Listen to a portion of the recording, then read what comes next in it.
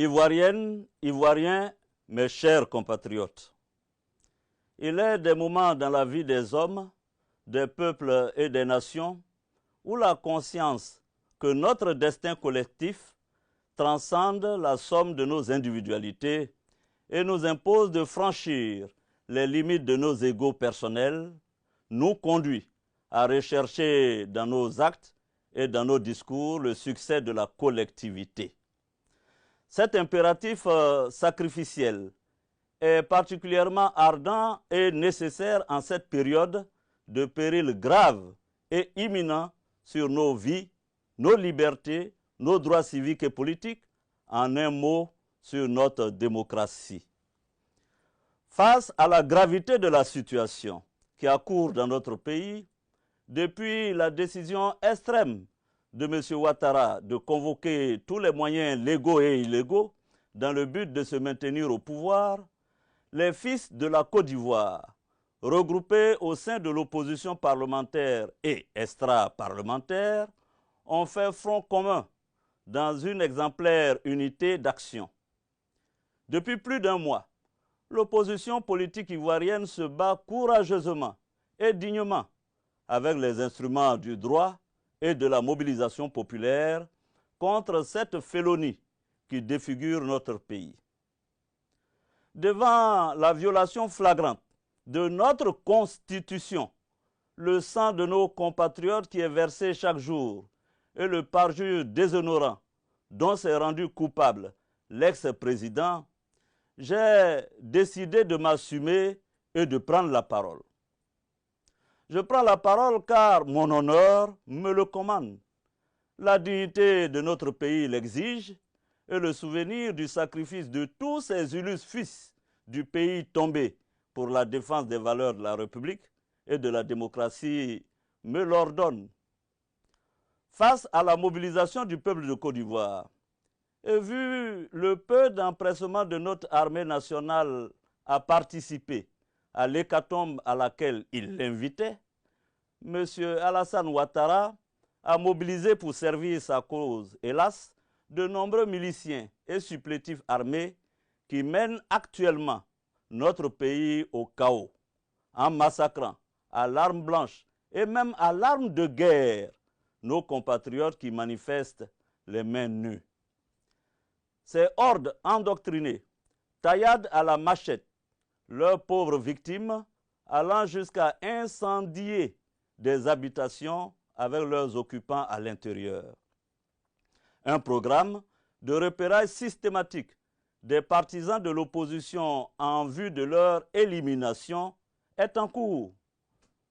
Mes chères concitoyennes, mes chers concitoyens, c'est le lieu pour moi de saluer votre mobilisation exemplaire qui a permis de faire échec à la pire farce électorale de l'histoire de notre nation, orchestrée, comme vous le savez, piteusement par M. Alassane Ouattara, engagé dans son aventure effrénée et périlleuse de s'éterniser au pouvoir.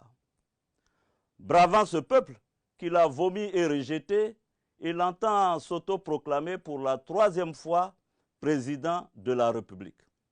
Nous ne l'accepterons jamais, disons-le tout net.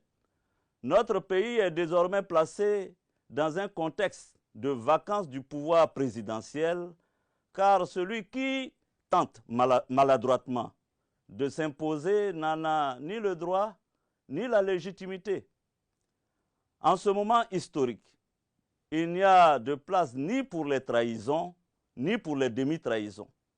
C'est donc la raison pour laquelle l'opposition responsable, constatant la vacance du pouvoir présidentiel, a décidé, dans le cadre de l'espérance due au peuple, d'ouvrir une transition politique.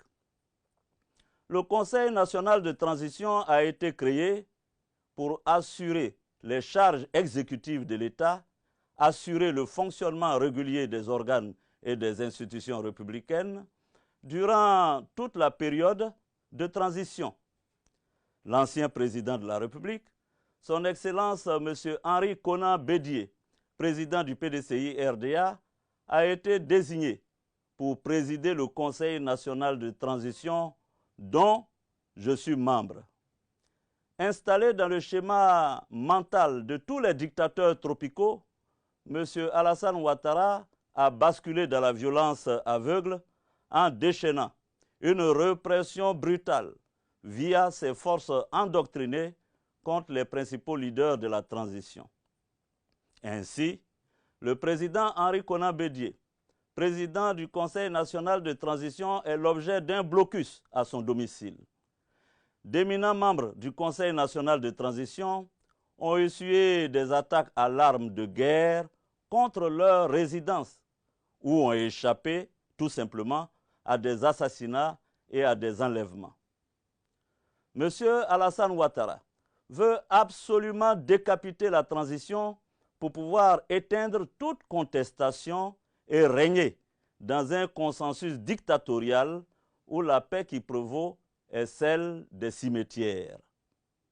Moi, vu la traque contre les principaux dirigeants du Conseil national de transition, je décide en toute responsabilité de m'inscrire dans la continuité de l'œuvre entamée en contribuant à la mise en place effective des organes de la transition. Avec l'ensemble des forces vives de notre nation, nous conduirons la transition démocratique en vue d'élections libres, inclusives et transparentes dans les meilleurs délais. Seul antidote, je vous l'assure, à la violence qui accourt dans notre pays. Nos pères et nos mères ont payé notre liberté d'un trop grand prix pour que nous puissions accepter de la brader face à la forfanterie de quelques excités. Nous refusons que le viol de notre loi suprême soit considéré comme chose banale et puisse rester sans conséquence. Nous n'accepterons pas que pour la gloire d'un individu, un individu seul, notre pays comptabilise aujourd'hui plus de 100 morts et plusieurs milliers de blessés en moins de 2 mois, que des milliers de nos concitoyens soient emprisonnés parce qu'ils ont exercé leur droit à la liberté d'expression et de manifestation, et que des hommes politiques soient assiégés, traqués, pour avoir exigé le respect de la loi, rien que le respect de la loi. Les Ivoiriens n'accepteront pas, je vous l'assure, qu'une cour constitutionnelle servile et complaisante adoube le complot électoral et apporte sa caution à la forfaiture en cours. Ce n'est pas ce dont nous avons rêvé pour notre pays. Ne pas nous battre dans ces circonstances avec détermination, pugnacité et abnégation face à la tyrannie naissante serait une lâcheté dont nos dévanciers ne sauraient être fiers. C'est pourquoi, malgré les difficultés, malgré les douleurs, malgré les horreurs, en dépit de nos faiblesses, de nos manquements, de nos erreurs, voire de nos fautes, il faut qu'ensemble, chers compatriotes, nous puissions nous lever pour dire non à la dictature et faire barrage à l'ex-président de la République, Alassane Ouattara, qui veut prendre la Côte d'Ivoire tout simplement en otage. Le peuple ivoirien a montré son courage en refusant de se soumettre à la vindicte dictatoriale de l'ex-président, en appliquant courageusement le mot d'ordre de désobéissance civile. Les Ivoiriens ont démontré leur capacité à lutter pour la démocratie au péril de leur vie.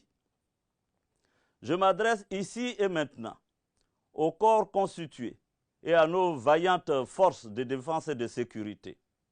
Au corps constitué, appelant à votre sens élevé de l'intérêt supérieur de la nation, je vous demande de désobéir aux ordres illégaux et de rallier le Conseil national de transition.